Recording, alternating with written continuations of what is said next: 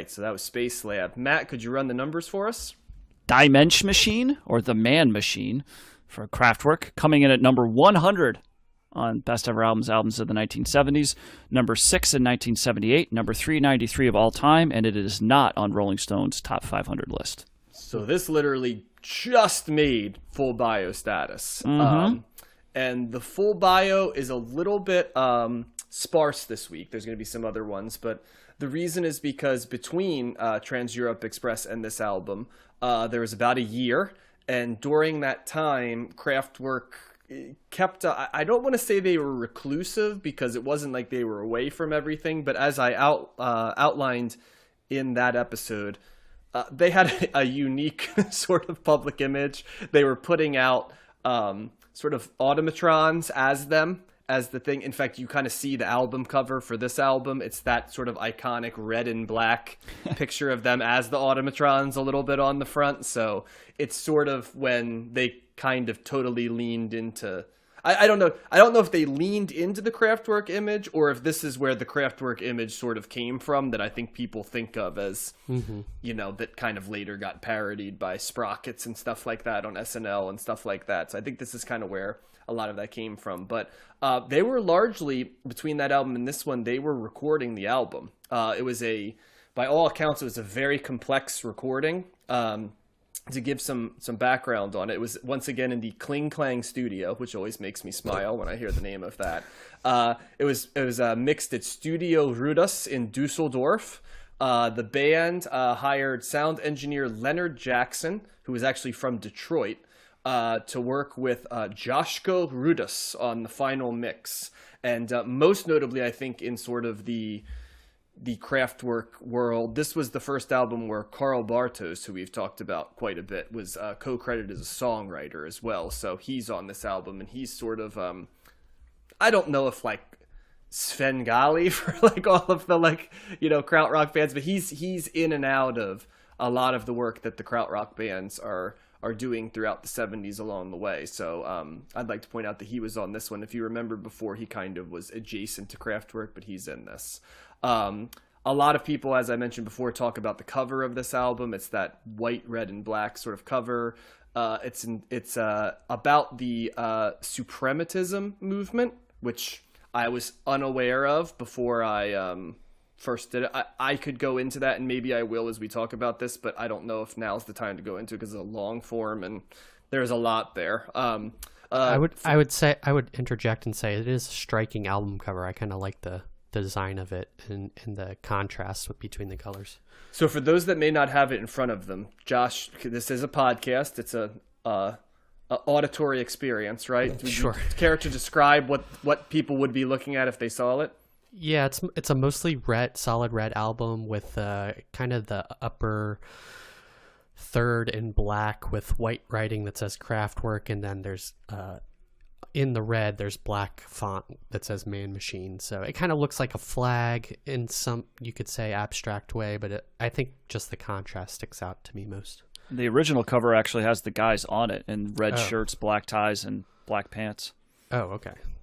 Well, I'm looking at because that covers according to this, it's from the remastered edition from 2009. Oh, okay. Well, and you know what? I'm going to quickly tell you a little bit about what suprematism or suprematism. I apologize. I'm not sure which one it is. I get the feeling it might be suprematism, but it's suprematism. It does fit pretty nicely on this because it is a early 20th century art movement focused on the fundamentals of geometry painted in a limited range of colors. And so it's an abstract form of art. It's the supremacy of pure artistic feeling rather than the visual depiction of objects, which, when you think about it, does fit with the ethos of Kraftwerk a little bit, doesn't it? So I was like, I could talk about it because there's a lot about it and examples, but at the most basic sense, that does lean in nicely with the sound of this album, which I'm sure we'll talk about quite a bit. After this album, Kraftwerk actually did not release another album for 3 years. So they kind of took a world. They came back with 1981's Computer World, which was a meditation on the new global dominance of technology, which, I mean, that is a theme that they're revisiting quite a bit in this period of time. Trans-Europe Express had a little bit, and certainly this album does as well. Timely album. And we will be covering that, John, in the 80s. There you go. So. Yeah, we the two albums we're covering here, along with that one, are considered the big ones. We didn't cover Audubon, which is the one that also gets mentioned quite a bit. That was from '74, I believe. So that's the other one. That's their fourth. That's their fourth highest rated album. This one tonight is their second highest rated album. So do you care? Go ahead, Josh. Before I get into, I was going to say, I believe I looked up. I was looking up Kraftwerk earlier on their discography, and I believe that's All Music's choice for their best album. Also, you know how they give their pick. What is it? Yeah, you mean Audubon choice? Yeah. So yeah, it's very well take regarded. that for what it's worth. Mm-hmm.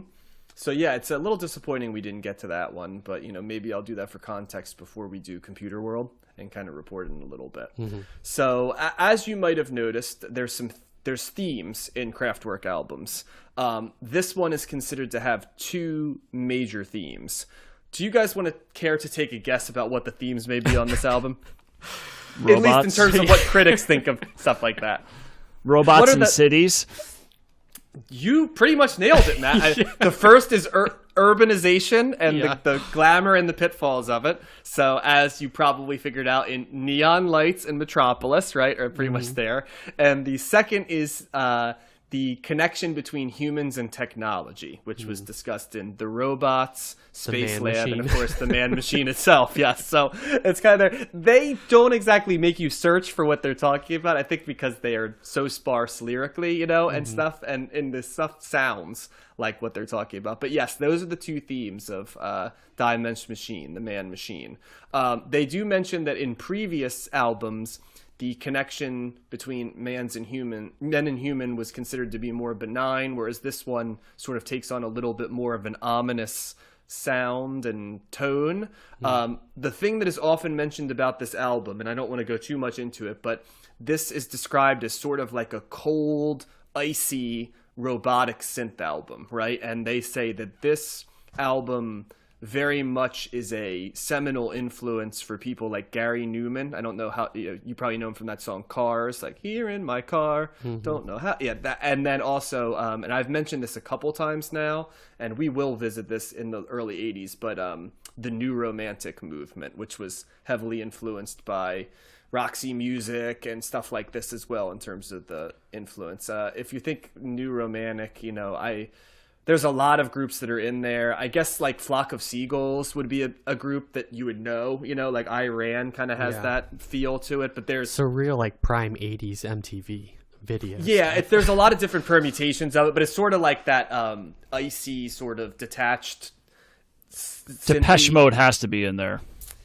Depeche Mode I think Depeche Mode though is considered more like in the beginnings of industrial a little bit, but there are elements of the icy synth music. It's kind of like it's kind of blended together, like in the 80s genres sort of, they have an incestuous connection at times. So we'll get there and talk about it plenty, but this one is considered influences on that. Is Devo influenced by them? At least in the look, right? Because they're very like uniform and Devo's a contemporary of them more so, because I think we're going to do we Are We Not Men, answer We Are Devo later, and that's 77, which is a year before this album, and I think Devo was playing before that. Devo's usually considered new wave is how I've always thought of them, but with sort of elements. But once again, new wave and this have some overlap, right, it really does. It's kind of like Talking Heads, right? Talking Heads have a little bit of overlap with new wave, but they're also art rock and stuff like that. So I'm going to kind of stay there a little bit because there's a lot to talk about on this. But yeah, they Kraftwerk, we've talked a ton about krautrock. We've talked a ton about how influential they were and their effect. And obviously they just went into the Rock and Roll Hall of Fame a couple weeks ago as well, in the sort of innovators category, I believe. So yeah, we'll stop there. Josh, why don't we have you start and then we'll go to Matt. What'd you think of this one? Yeah, I really like this one, and I responded to it more than Trans-Europe Express. I feel like they within that year, they clearly had an intention of what they want this album to be, but it also is much shorter, and I feel like as a result, it's more concise, and it's hard to go into length at Devo because they are very much. You mean Kraftwerk, right? Yes. Sorry. Because their songs are kind of formulaic in a way. They're using the repeating beats and then they're layering stuff on top of that. And I feel like I really liked all of the songs on this album. The beats really got me. They all had like kind of earworm qualities. I had robots in my head like a lot. I had that, and a couple of them were in my head when I did not want them to be like, not because bad, but just because of the metronome like tendency. Yeah, and that's kind of their pattern for all of their songs. They have this metronomic trance like quality when you listen to them, but they also have this dance quality to me, and it made me want to move even when it was in my head. So more so than Trans Europe Express, for whatever reason, this album spoke to me more. I feel like it was much more interesting and complex. I liked how the songs, again contrasting to Trans Europe Express, they were all separate from one another. I didn't really like how in the previous album they ran together on that back half and made one big song. I feel like they were all trying to do something different with each song in this one, and I appreciated that. And it's a relatively quick listen. It's an album that I think on first listen you may think there's not a lot there, similar to maybe how we felt on Trans Europe Express, or some of us did. And but as I listened to it more, I think I just appreciate kind of the meditative trance-like quality of it this time around, and I enjoyed it. They, again, they're commenting on the things that Matt pointed out, but they also don't seem to take themselves too seriously. That may not be true. Maybe they take themselves very seriously, but it seems like, with a song like The Model, they are commenting on just this woman, but I don't know. I don't know what I'm trying to say. It just seems like this album was more accessible to me in some way.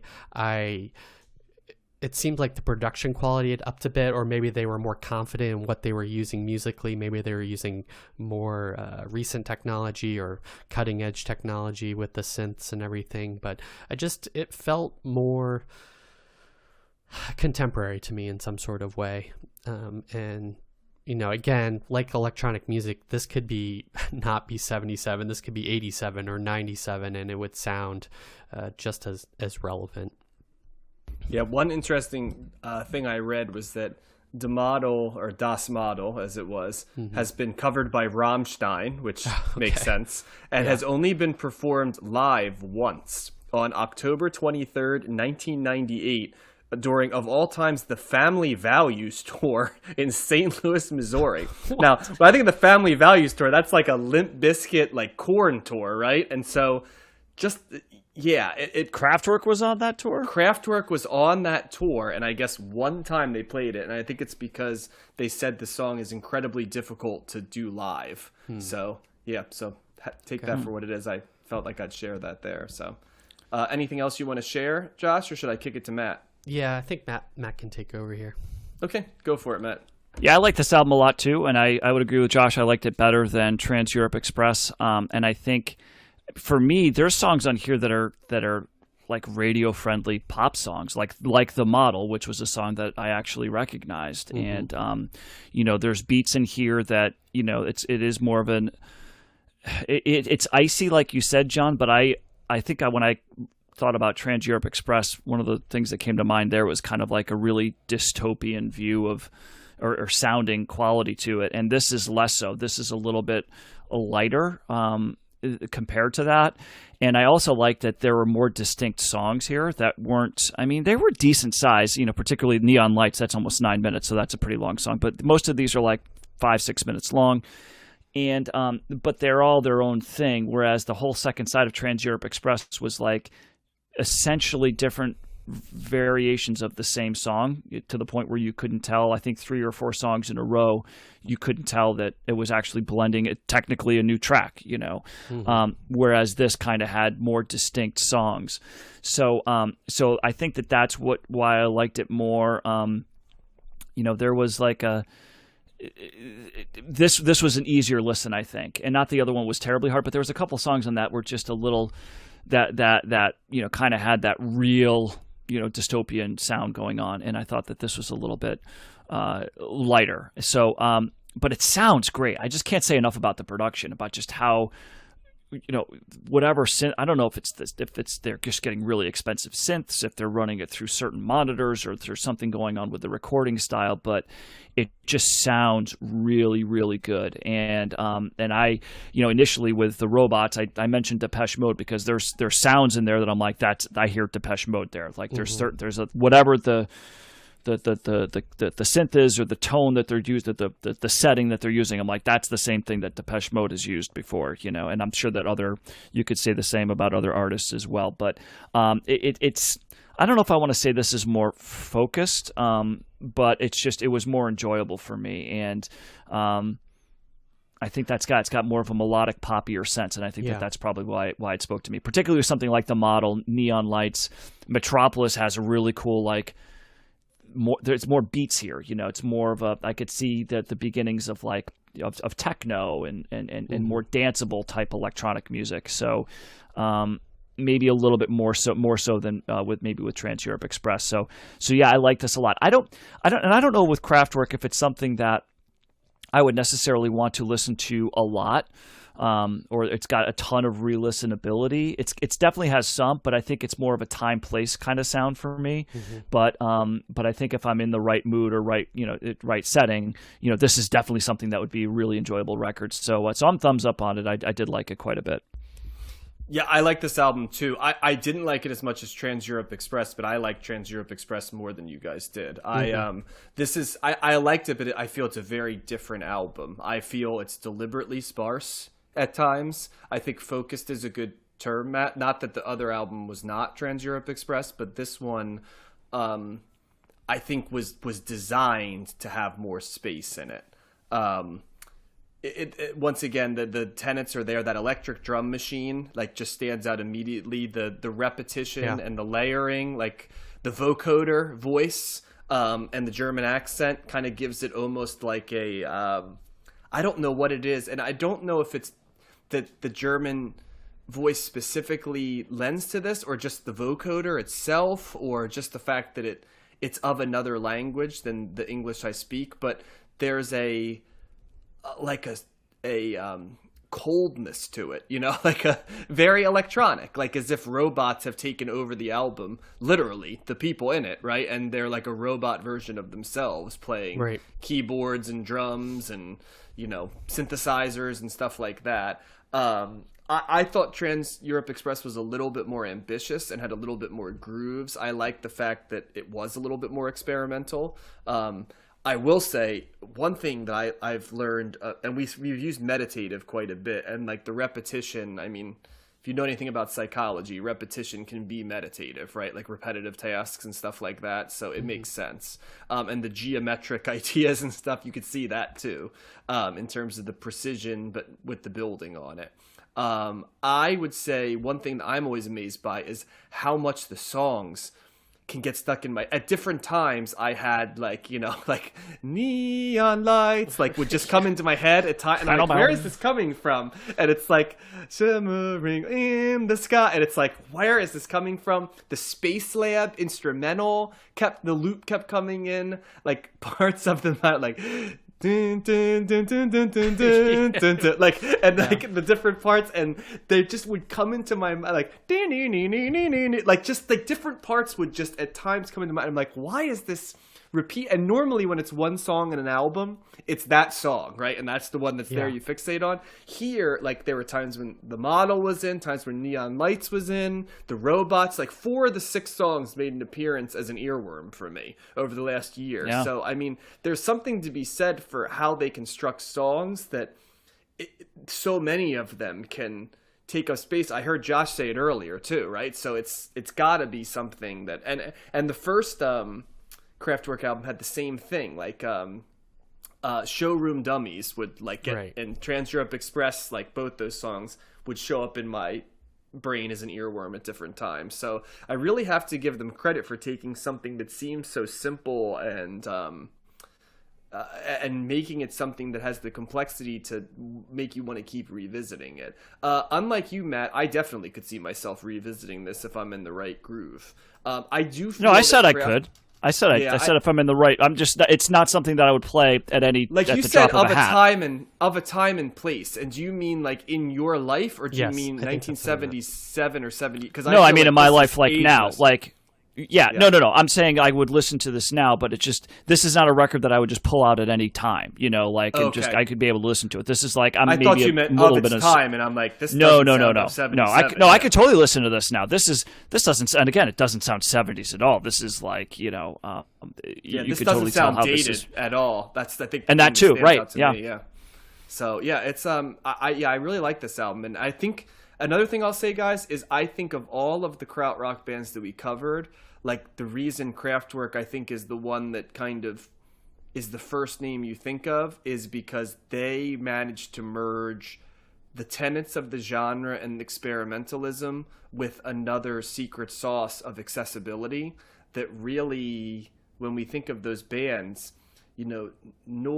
And Faust and, those bands, Can, right? They just, to me, they didn't have... The accessibility was just totally okay because there's a lot of, really interesting stuff on those albums. But to be able to write songs that are accessible and also kind of off left field and from another standpoint, I think that's what sort of sets Kraftwerk apart for me, that they were able to do it. Yeah, there are hooks here, like there's not really any hooks with Can. And I think that's kind of going back to what you're saying, John, that what they did was they were able to find little, melodic parts, play them over and over again, and play them with really intriguing sounding instruments. Like that's what stands out is just the instruments themselves, all the different synths and the beats and the all the stuff that they're putting together are just really pleasing and interesting sounds. And when you put that little hook and you do it over and over again, and maybe you build it up a little bit here, you do a little different drum beat there, it's very easy to see how this gets stuck in your head very quickly. And I think the drum machine is part of what helps it because that stands out to them more than some of the other ones. And also I think it's, once again, they're not coming at it from a traditional Western standpoint. They're coming at it more from like almost, I feel like a classical music structure where it builds and stuff, but it ends up taking on sort of the same principles of hooks of Western music. So their stuff has hooks that like we recognize, but not in the way that, chorus verse chorus hooks, right? More like build up, which so they do still have that sort of like, krautrock thing of like, it doesn't derive from like, American or British influences. It comes more from European influences like classical and stuff, but it does hit the ear more in a way that if you're used to chorus versus chorus, I think it just will click. Yes, for you. I would agree with that. So yeah, so that's my other takeaway there. So I wonder too, and I didn't look this up at all, but how much of an this is right at the time when they were making music when video games were gaining popularity. I'm wondering how much their influence on video game music and like sound effects, because I can't help but hear so many different like things from 70s and 80s video games in this music. And I know it's probably just happenstance because they're both using electronic instruments and you can only make so many digital sounds and things like that, but it's just kind of remarkable how much of an overlap there is. Yeah, that's what I would say. It's just like it's all being computerized, so you're not going to be able to get generating really crisp guitar sounds or whatever through in a video game in the 1970s. But they also got sampled by hip hop a lot. And that's the other fascinating thing. They didn't just show up in electronic music, right? They also showed up in hip hop samples. So it's kind of amazing. They were the cross genre. But yeah, I would recommend this one for sure. And I actually in general would give Kraftwerk a thumbs up. Oh yeah, I would too. I enjoyed it. Yeah, for sure. Yep. So yeah, they're tapping into something primitive, I think, with electronic music, even though obviously electricity didn't exist at the time. In the cavemen days. Yeah. No? Yes, or did let's see, did the Synthenorma sequencer and the vocoder and Yeah. the Votrax and other things, I think they Orchestron, these were not around as well. But I hear what you're saying. There is a primacy of rhythm, that sort Yes, of is I think almost so. prehistoric in some ways. Yep. At the most basic level, like banging on things like the drum machines with Yes. some sort, found music and sounds. Yeah. Ultimately, I think steady beats. I think that is getting back to early music.